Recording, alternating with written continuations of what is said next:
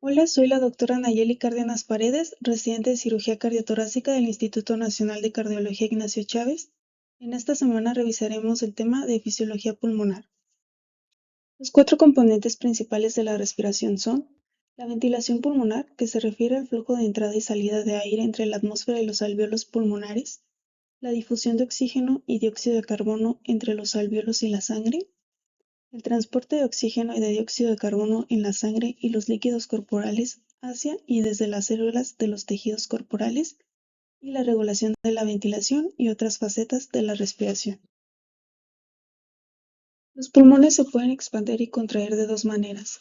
La primera es mediante el movimiento hacia abajo o hacia arriba del diafragma para alargar o acortar la cavidad torácica. La segunda es mediante la elevación o el descenso de las costillas para aumentar y reducir el diámetro anteroposterior de la cavidad torácica. Por tanto, todos los músculos que elevan la caja torácica se clasifican como músculos inspiratorios y los músculos que hacen descender la caja torácica como músculos expiratorios. Los músculos más importantes que elevan la caja torácica son los intercostales externos, aunque otros músculos que contribuyen son los músculos esternocleidomastoideos que elevan el esternón, los serratos anteriores que elevan muchas de las costillas y los escalenos que elevan las dos primeras costillas. Los músculos que tiran hacia abajo de la caja costal durante la expiración son principalmente los rectos del abdomen, que tienen el potente efecto de empujar hacia abajo las costillas inferiores al mismo tiempo que ellos, y otros músculos comprimen el contenido abdominal hacia arriba contra el diafragma y los intercostales internos. Las presiones que originan el movimiento de entrada y salida de aire de los pulmones son la presión pleural, la cual es la presión del líquido que está en el delgado espacio entre la pleura pulmonar y la pleura de la pared torácica. Esta presión es normalmente una aspiración ligera, lo que significa que hay una presión ligeramente negativa. La presión pleural normal al comienzo de la inspiración es de aproximadamente menos 5 centímetros de agua, que es la magnitud de la aspiración necesaria para mantener los pulmones expandidos hasta su nivel de reposo. Durante la inspiración normal, la expansión de la caja torácica tira hacia afuera de los pulmones con más fuerza y genera una presión más negativa, hasta un promedio de aproximadamente menos 7.5 centímetros de agua, como se muestra en la figura. Después, en la expiración se produce una inversión de estos fenómenos. La presión alveolar es la presión del aire en el interior de los alvéolos pulmonares cuando la glotis está abierta y no hay flujo de aire hacia el interior ni el exterior de los pulmones. Las presiones en todas las partes del árbol respiratorio, hasta los alvéolos, son iguales a la presión atmosférica, que se considera que es la presión de referencia cero en las vías aéreas. Para que se produzca un movimiento de entrada de aire hacia los alvéolos durante la inspiración, la presión en los alvéolos debe disminuir hasta un valor ligeramente inferior a la presión atmosférica, esto es, debajo de cero. Durante la inspiración normal, la presión alveolar disminuye hasta aproximadamente menos 1 centímetro de agua.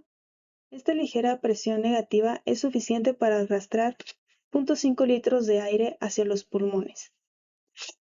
En los 2 segundos necesarios para una inspiración tranquila normal. Durante la expiración, la presión alveolar aumenta hasta aproximadamente más 1 centímetro de agua, lo que fuerza la salida del 0.5 litros de aire inspirado desde los pulmones durante los 2-3 segundos de expiración. La presión transpulmonar es la diferencia entre las presiones alveolar y pleural, una medida de las fuerzas elásticas de los pulmones que tienden a colapsarlos en todos los momentos de la respiración. El volumen que se expande en los pulmones por cada aumento de presión transpulmonar se denomina distensibilidad pulmonar. La distensibilidad pulmonar total de los dos pulmones en conjunto en el adulto normal es en promedio de 200 mililitros por centímetro de agua de presión transpulmonar. En la derecha podemos observar un diagrama de distensibilidad de los pulmones con una curva de distensibilidad inspiratoria y una curva de distensibilidad expiratoria. Las características del diagrama de distensibilidad están determinadas por las fuerzas elásticas de los pulmones. Estas se pueden dividir en dos partes: las fuerzas elásticas del tejido pulmonar en sí mismo y las fuerzas elásticas producidas por la tensión superficial alveolar del líquido que tapiza las paredes internas de los alvéolos. Las fuerzas elásticas del tejido pulmonar están determinadas principalmente por las fibras de elastina y colágeno que están entrelazadas entre sí en el parénquima pulmonar. El significado de la tensión superficial se muestra en la figura de la derecha, que compara la distensibilidad de los pulmones cuando están llenos de solución salina y cuando están llenos de aire. Cuando los pulmones están llenos de aire, hay una superficie de contacto entre el líquido alveolar y el aire de los alvéolos. En los pulmones llenos de solución salina no hay superficie de contacto aire líquido, por tanto no está presente el efecto de tensión superficial. Y en el pulmón lleno de solución salina solo actúan las fuerzas elásticas tisulares. Se puede observar que las presiones necesarias para expandir los pulmones llenos de aire son 3 veces mayores que las necesarias para expandir los pulmones llenos de solución salina. Así se puede concluir que las fuerzas elásticas tisulares representan solo aproximadamente 1/3 de la elasticidad pulmonar, mientras que las fuerzas de tensión superficial líquido-aire de los alvéolos representan aproximadamente 2/3. Para facilitar la descripción de los acontecimientos de la ventilación pulmonar, el aire de los pulmones se ha subdividido en este diagrama en 4 volúmenes y 4 capacidades. En la tabla de la derecha se resumen los volúmenes y capacidades pulmonares medios para mujeres y hombres sanos. Los 4 volúmenes pulmonares, cuando se suman, son iguales al volumen máximo al que se pueden expandir los pulmones. El volumen corriente es el volumen de aire que se inspira o expira en cada respiración normal y es igual aproximadamente a 500 mililitros. El volumen de reserva inspiratorio es el volumen adicional de aire que se puede inspirar desde y por encima de un volumen corriente normal cuando la persona inspira con una fuerza plena.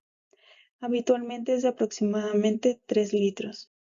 El volumen de reserva expiratorio es el volumen adicional máximo de aire que se puede expirar mediante una expiración forzada, después del final de una expiración del volumen corriente normal. Normalmente es igual aproximadamente a 1100 mililitros. El volumen residual es el volumen de aire que queda en los pulmones después de una expiración forzada y este volumen es en promedio de aproximadamente 1200 mililitros. Las combinaciones de 2 o más volúmenes se denominan capacidades pulmonares. La capacidad inspiratoria es igual al volumen corriente más el volumen de reserva inspiratoria. Es la cantidad de aire que una persona puede inspirar. La capacidad residual funcional representa la cantidad de aire que queda en los pulmones después de una expiración normal. La capacidad vital es igual al volumen de reserva inspiratorio más el volumen corriente más el volumen de reserva expiratoria y es la capacidad máxima de aire que puede expulsar una persona desde los pulmones después de llenar antes los pulmones hasta su máxima dimensión, después expirando la máxima cantidad. La capacidad pulmonar total es el volumen máximo que se pueden expandir los pulmones con el máximo esfuerzo posible. Es igual a la capacidad vital más el volumen residual.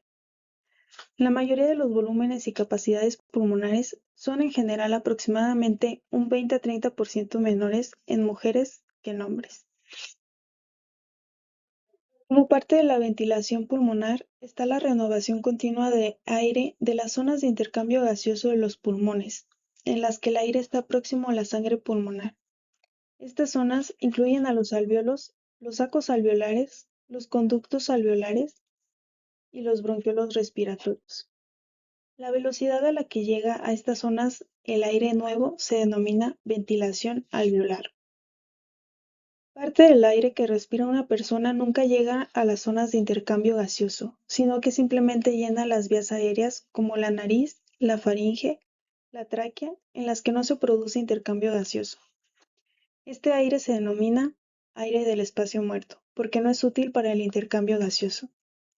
El aire normal en el espacio muerto en un hombre joven es de aproximadamente 150 mililitros.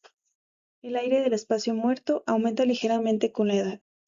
El volumen de todo el espacio del aparato respiratorio, distinto a los alvéolos y las demás zonas de intercambio gaseoso que se relacionan con ellos, se denomina espacio muerto anatómico. Algunos alvéolos no son funcionales debido a que el flujo sanguíneo que atraviesa los capilares pulmonares adyacentes es nulo o escaso. Por tanto, también se debe considerar que estos alvéolos forman parte del espacio muerto.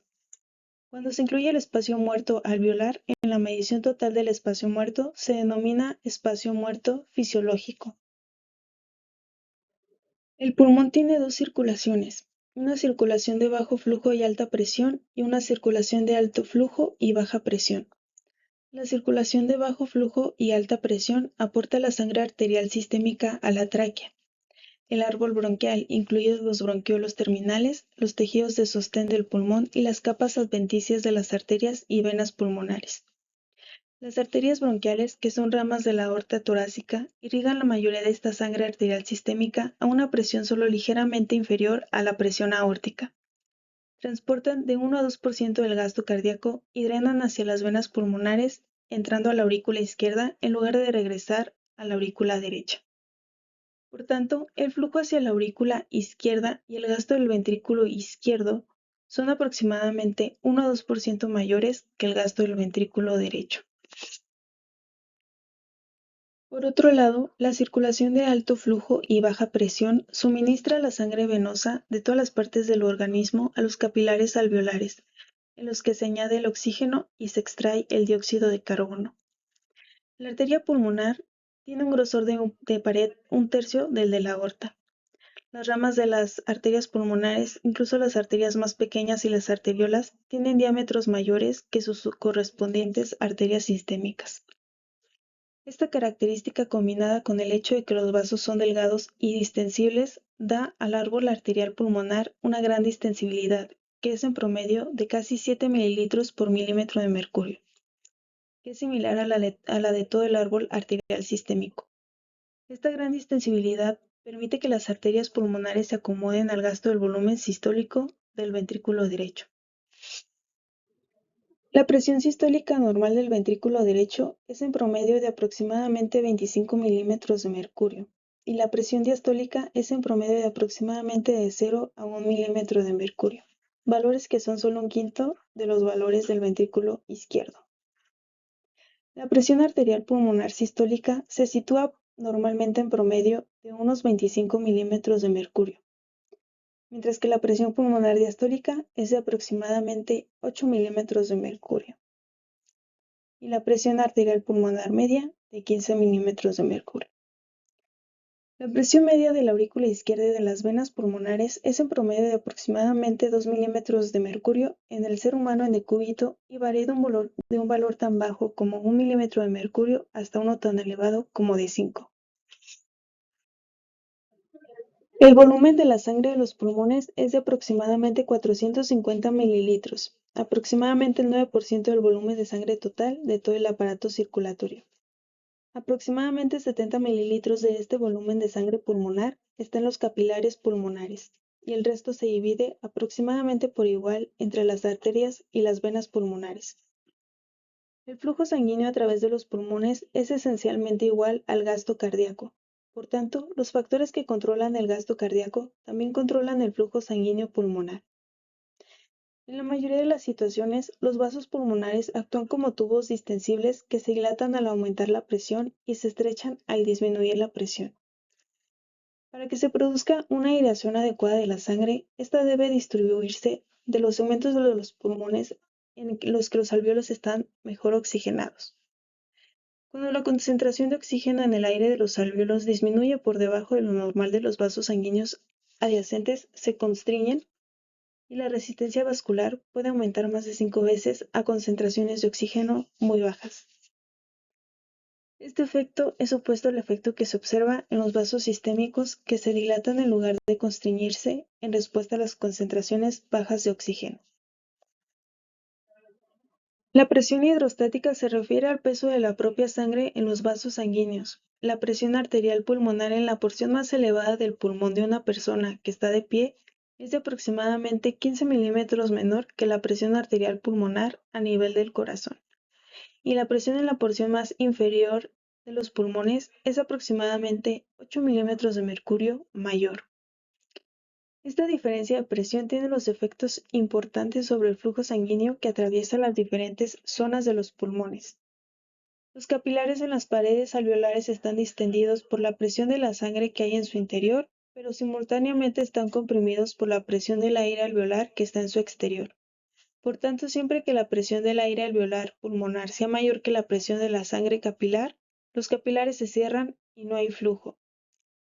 En diferentes situaciones normales y patológicas se puede encontrar una de cualquiera de las tres posibles zonas de flujo sanguíneo pulmonar.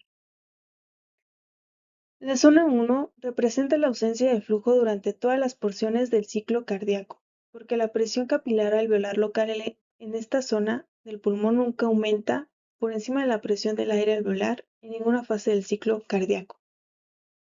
La zona 2 representa un flujo de sanguíneo intermitente solo durante picos de presión arterial pulmonar, porque la presión sistólica en ese momento es mayor que la presión del aire alveolar, pero la presión diastólica es menor que la presión del aire alveolar. En la zona 3 del flujo de sangre es continuo porque la presión capilar alveolar es mayor que la presión del aire alveolar durante todo el ciclo cardíaco. El flujo sanguíneo en la zona 2 comienza en los pulmones normales aproximadamente 10 centímetros por encima del nivel medio del corazón y se extiende desde ahí hasta la parte superior de los pulmones. La zona 3 desde aproximadamente 10 centímetros por encima del nivel del corazón hasta la parte inferior de los pulmones. El flujo sanguíneo de la zona 1 solo se produce en situaciones anormales cuando la presión sistólica pulmonar es demasiado baja o cuando la presión alveolar es demasiado elevada para permitir que haya flujo. El intercambio gaseoso entre el aire alveolar y la sangre pulmonar se produce a través de las membranas de todas las porciones terminales de los pulmones, no solo en los alvéolos. Todas estas membranas se conocen de manera colectiva como la membrana respiratoria, también denominada membrana pulmonar. En la figura se observa la difusión de oxígeno desde el alvéolo hacia el eritrocito y la difusión de CO2 en la dirección opuesta, a través de la membrana en la cual se observa una capa de líquido que contiene surfactante que tapiza el alvéolo, lo que reduce la tensión superficial del líquido alveolar y evita que se colapse. El epitelio alveolar, formado por células epiteliales delgadas, una membrana basal epitelial, un espacio intersticial delgado entre el epitelio alveolar y la membrana capilar, una membrana basal capilar, que en muchos casos se fusiona con la membrana basal del epitelio alveolar y la membrana del endotelio capilar. Se ha estimado que el área superficial total de la membrana respiratoria es de 70 metros cuadrados. Los factores que determinan la rapidez con la que un gas atraviesa la membrana son el grosor de la membrana, el área superficial de la membrana, el coeficiente de difusión del gas en la sustancia de la membrana y la diferencia de presión parcial del gas entre los dos lados de la membrana. El oxígeno difunde desde los alvéolos de la sangre capilar pulmonar porque la presión parcial de oxígeno en los alvéolos es mayor que la presión parcial de oxígeno en la sangre capilar pulmonar. En los otros tejidos del cuerpo, una mayor concentración de oxígeno en la sangre capilar que en los tejidos hace que difunda hacia las células circundantes. La presión de oxígeno en el alvéolo es en promedio de 104 milímetros de mercurio, mientras que en la sangre venosa que entra en el capilar pulmonar es en promedio de solo 40 milímetros de mercurio. Por tanto, la diferencia inicial de presión que hace que el oxígeno difunda hacia el capilar pulmonar es de 104 menos 40 o 64 milímetros de mercurio.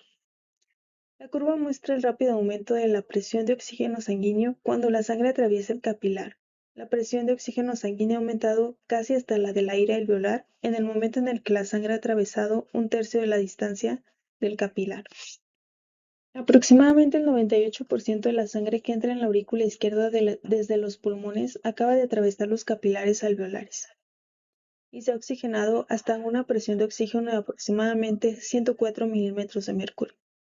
Otro 2% de la sangre que ha pasado desde la aorta a través de la circulación bronquial, que vasculariza principalmente los tejidos profundos de los pulmones y no está expuesta al aire pulmonar. Este flujo sanguíneo se denomina flujo de derivación, lo que significa que la sangre se deriva y no atraviesa las zonas de intercambio gaseoso. Cuando sale de los pulmones, la presión de oxígeno en la sangre que pasa por la derivación es aproximadamente la de la sangre venosa sistémica normal, de alrededor 40 milímetros de mercurio. Cuando esta sangre se combina en las venas pulmonares con la sangre oxigenada procedente de los capilares alveolares, esta se denomina mezcla venosa de sangre, hace que la presión de oxígeno de la sangre que entra en el corazón izquierdo y que se bombea hacia la aorta disminuye hasta aproximadamente 95 milímetros de mercurio. La presión de oxígeno en el líquido intersticial que rodea las células tisulares es en promedio de solo 40 milímetros de mercurio. Así, hay una gran diferencia de presión inicial que hace que el oxígeno difunda rápidamente en la sangre capilar hacia los tejidos y que la presión de oxígeno capilar tisular disminuye hasta un valor casi igual a la presión de 40 milímetros de mercurio que hay en el intersticio. El dióxido de carbono difunde en una dirección exactamente opuesta a la difusión del oxígeno. Sin embargo, el dióxido de carbono puede difundir aproximadamente 20 veces más rápidamente que el oxígeno. Por tanto, las diferencias de presión necesarias para producir la difusión del CO2 son mucho menores que para producir la difusión de oxígeno. La presión de dióxido de carbono de la sangre que entra en los tejidos es de 40 milímetros de mercurio. La presión de CO2 de la sangre venosa que sale de los tejidos es de 45 milímetros de mercurio. La sangre capilar tisular llega casi exactamente al equilibrio con la PCO2 intersticial de 45 milímetros de mercurio. La presión de CO2 de la sangre capilar pulmonar disminuye hasta casi ser exactamente igual a la presión de dióxido de carbono alveolar de 40 milímetros de mercurio, antes de que haya atravesado más de aproximadamente un tercio de los capilares. Es el mismo efecto que para la difusión de oxígeno, excepto que este ocurre en dirección opuesta. En condiciones normales, aproximadamente 97% del oxígeno que se transporta desde los pulmones a los tejidos es transportado en combinación química con la hemoglobina de los eritrocitos. El 3% restante se transporta en estado disuelto en el agua del plasma y de las células de la sangre. La molécula de oxígeno se combina de manera laxa y reversible con la porción hemo de la hemoglobina. Cuando la PO2 es elevada, como en los capilares pulmonares, el oxígeno se une a la hemoglobina. Pero cuando la presión de oxígeno es baja, como en los capilares tisulares, el oxígeno se libera de la hemoglobina. En la curva de disociación de oxígeno-hemoglobina se muestra un aumento progresivo del porcentaje de hemoglobina unido al oxígeno a medida que aumenta la presión de oxígeno sanguíneo, lo que se denomina saturación porcentual de la hemoglobina. Como la sangre que sale de los pulmones y entra en las arterias sistémicas habitualmente tiene una presión de oxígeno de aproximadamente 95 milímetros de mercurio, se puede ver en la curva de disociación que la saturación de oxígeno habitual de la sangre arterial sistémica es en promedio de 97%. Por el contrario, en la sangre venosa, que vuelve de los tejidos periféricos, la presión de oxígeno es de aproximadamente 75%. Diversos factores pueden desplazar la curva de disociación oxígeno-hemoglobina. En la imagen podemos observar que cuando la sangre se hace ligeramente ácida, la curva de disociación se desplaza hacia la derecha. Por el contrario, un aumento de pH desde el valor normal desplaza la curva en una cantidad similar hacia la izquierda. Los factores que desplazan la curva hacia la derecha son el aumento en la concentración de CO2, el aumento en la temperatura sanguínea y el aumento en la concentración de disfosfoglicerato. El desplazamiento de la curva hacia la derecha tiene un efecto significativo porque aumenta la liberación de CO2 desde la sangre hacia los tejidos y mejora la oxigenación de la sangre en los pulmones. Este se denomina efecto Bohr. Ocurre lo contrario en los pulmones, en los que el CO2 difunde desde la sangre hacia los alvéolos, lo que reduce la presión de oxígeno sanguíneo y la concentración de iones hidrógeno, desplazando la curva hacia la izquierda, por lo que la cantidad de oxígeno que se une a la hemoglobina aumenta, permitiendo de esta manera un mayor transporte de oxígeno hacia los tejidos. Une desde las células de los tejidos en forma de CO2 molecular disuelto. Se transporta de esta forma el 7% del CO2. El CO2 disuelto en la sangre reacciona con el agua para formar ácido carbónico a través de la anhidrasa carbónica, el cual se disocia en iones hidrógeno y bicarbonato, el cual es el responsable del 70% del CO2 que se transporta desde los tejidos a los pulmones. Además, el CO2 reacciona directamente con los radicales amino de la molécula de hemoglobina para formar el compuesto carbaminohemoglobina. Una pequeña cantidad reacciona también con las proteínas plasmáticas de los capilares tisulares. La cantidad que se puede transportar de esta forma es de aproximadamente el 30% del CO2 total. El efecto Haldane se debe al hecho de que la combinación del oxígeno con la hemoglobina en los pulmones hace que la hemoglobina se convierta en un ácido más fuerte. Así se desplaza el CO2 desde la sangre hacia los alvéolos, facilitando el transporte de CO2. En la gráfica se observa cómo el aumento de la presión de oxígeno en los pulmones desplaza hacia abajo la curva de disociación del CO2 desde la curva superior a la inferior, de modo que el contenido de CO2 disminuye de 45 a 40. El centro respiratorio está formado por varios grupos de neuronas localizadas bilateralmente en el bulbo raquídeo y la protuberancia del tronco encefálico. Está dividido en tres grupos principales. Un grupo respiratorio dorsal, localizado en la porción dorsal del bulbo, que produce principalmente la inspiración. La mayoría de sus neuronas están localizadas en el interior del núcleo del tracto solitario, el cual es la terminación sensitiva de los nervios vago y glosofaringio, que transmiten señales sensitivas hacia el centro respiratorio. El centro neumotáxico está localizado dorsalmente en la porción superior de la protuberancia y que controla principalmente la frecuencia y la profundidad de la respiración. Su principal función es limitar la inspiración, que además tiene el efecto secundario de aumentar la frecuencia respiratoria, porque la limitación de la inspiración también acorta la expiración y todo el periodo de cada respiración. Y un grupo respiratorio ventral localizado en la parte ventrolateral del bulbo, que produce principalmente la expiración. Estas neuronas son especialmente importantes para suministrar señales expiratorias potentes a los músculos abdominales durante la expiración muy intensa. El objetivo último de la respiración es mantener concentraciones adecuadas de oxígeno, dióxido de carbono e hidrogeniones en los tejidos. Existe una zona neuronal quimiosensible localizada bilateralmente y que está a solo 0.2 milímetros por debajo de la superficie del bulbo raquídeo, la cual actúa de acuerdo a modificaciones tanto en la presión de dióxido de carbono sanguíneo como en la concentración de hidrogeniones. Y a su vez excita las demás porciones del centro respiratorio. Aunque el dióxido de carbono tiene poco efecto directo en la estimulación de las neuronas de la zona quimiosensible, tiene un efecto indirecto potente, reaccionando con el agua de los tejidos para formar ácido carbónico, el cual se disocia en iones de hidrógeno y bicarbonato. Después, los iones hidrógeno tienen un efecto estimulador directo potente sobre la respiración. Se dispone además de otro mecanismo de quimiorreceptores periféricos en varias zonas fuera del encéfalo. Son especialmente importantes para detectar modificaciones del oxígeno de la sangre.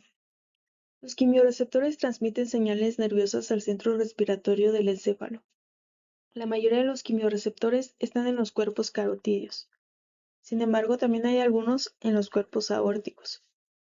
Los cuerpos carotídeos están localizados bilateralmente en las bifurcaciones de las arterias carótidas comunes. Los cuerpos aórticos están localizados a lo largo del callado de la aorta.